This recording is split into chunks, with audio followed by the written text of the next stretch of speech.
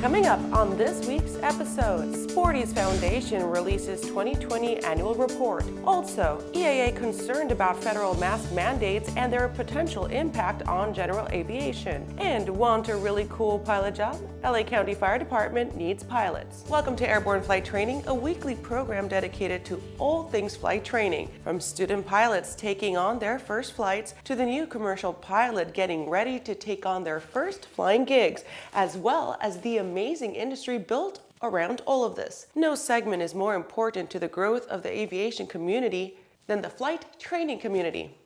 Thank you for joining us. I'm your host, Kimberly Kay. We have a packed episode today filled with the latest news in flight training. So let's start with Sporty's Foundation releases 2020 annual report.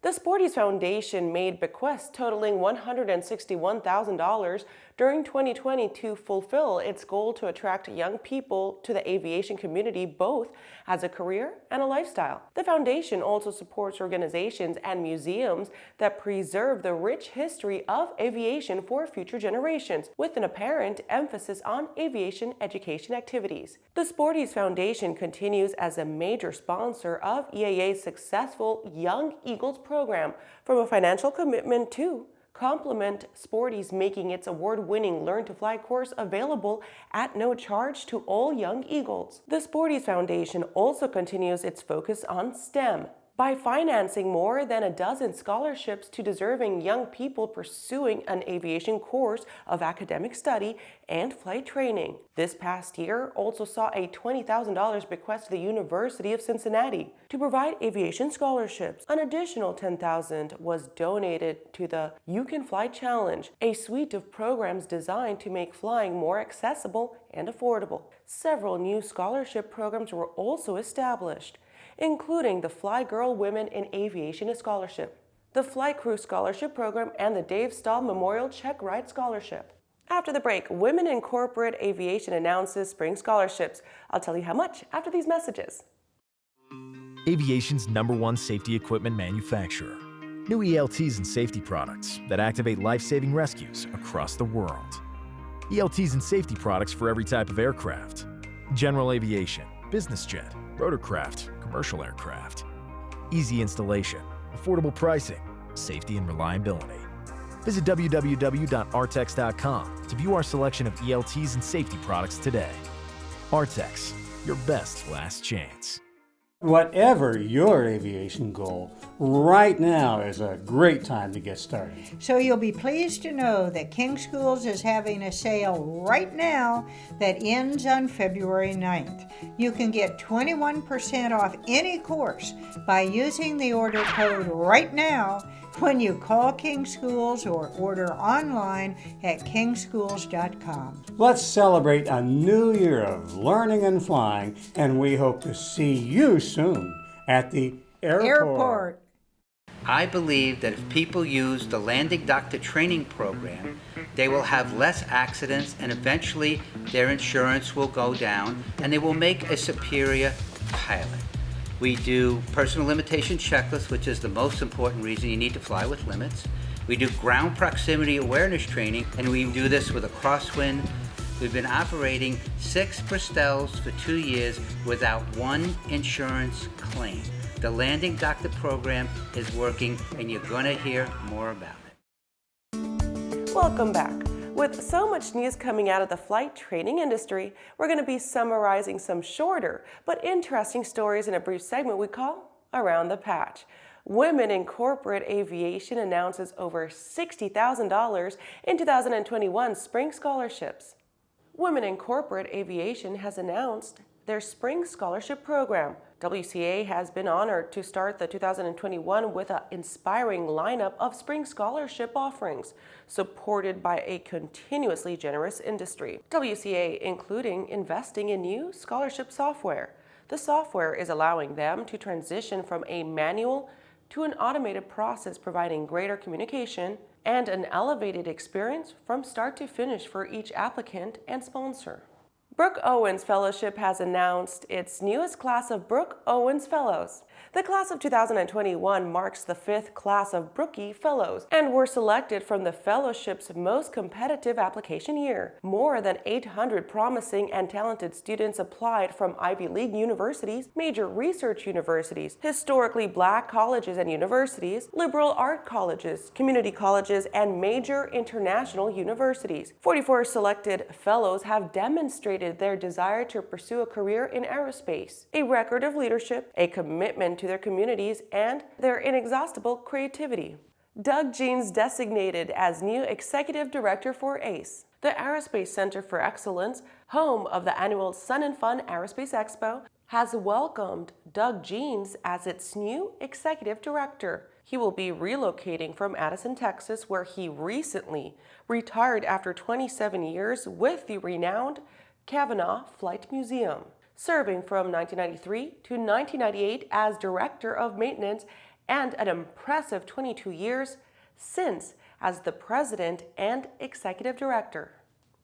eFlyer 2 Fuselage SN1 assembly reportedly underway. By Aerospace has announced that production has commenced on its serial number 1 for its 2-seat all-electric eFlyer 2. The company is in the process of obtaining FAA Part 23 certification for the eFlyer 2 for the professional flight training mission. The company has contracted with Composites Universal Group to begin assembly of the production of the eFlyer 2 fuselage, the first major component being assembled. Well, that does it for today's trip around the patch. Now let's return to the rest of the news. EAA concerned about federal mask mandates and their potential effects on general aviation. EAA is closely monitoring the FAA's and TSA's implementation of recent White House executive orders and other rulemaking about mask mandates to ensure that it does not inappropriately impact general aviation operations, including flight training. The order, signed on January 21st, directs the Departments of Transportation and Homeland Security to enforce a mask mandate on most public modes of interstate travel. The order clearly targets commercial aircraft, among other forms of public transportation like trains and buses, but also calls for mask mandates at airports without offering which commercial aircraft can reasonably be taken to mean Part 121 airliners. The open-ended airports requirement could spill over to general aviation facilities, even private areas such as hangars, if interpreted overzealously. EAA is working to ensure that the implementation of the order remains limited to public transportation facilities, such as airline terminals, and does not create any unreasonable one-size-fits-all mandates that cover general aviation. After these messages, if you're looking for a new job, LA County Fire Department needs pilots. I'll have those details after these messages. There's a difference between charting a steady course and pushing for the ceiling. And for nearly a century, Hartzell Propeller has been defining that difference. It's in our passion for engineering and research and our dedication to testing the limits of performance. We are built on honor. We are Hartzell Propeller. Swift Fuels proudly introduces the Forever Avgas STC.